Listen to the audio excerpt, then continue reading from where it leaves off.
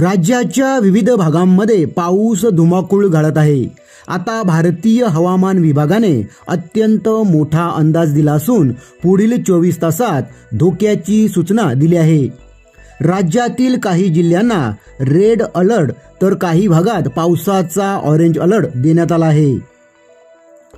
वसई विरार पालघर परिसरात पावसाची महत्त्वाची बातमी आपण जाणून घेणार आहोत। तत्पूर्वी माझा भूमिपुत्र चॅनलला सबस्क्राइब केलं नसेल तर आताच करा, कारण वसई विरार पालघर परिसरातील नवीन माहिती व घडामोडी माझा भूमिपुत्र आपल्यासाठी घेऊन येत असतो। कोकण किनारपट्टीसह राज्यभर पाऊस कोसळत असून आता हवामान खात्याने मुसळधार पावसाचा इशारा दिला आहे। हवामान खात्याच्या म्हणण्यानुसार पुढील काही तासात वादळासह पाऊस पडण्याची शक्यता आहे। यासोबतच ताशी 30 ते 40 किलोमीटर वेगाने जोरदार वारेही वाहू शकतात। या काळात लोकांना सतर्क राहण्याचा आणि सुरक्षित ठिकाणी राहण्याचा सल्ला देण्यात आला आहे।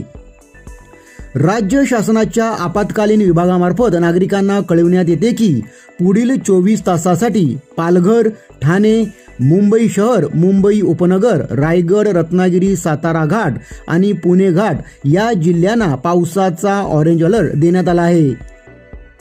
मुसळधार पावसाचा अंदाज पाहता NDRF आणि SDRF यांनी आपत्कालीन परिस्थितीकरता सतर्क राहण्याच्या सूचना जिल्हा प्रशासनाला देण्यात आल्या असल्याचे राज्य आपत्कालीन कार्य केंद्राकडून कळविण्यात आले आहे।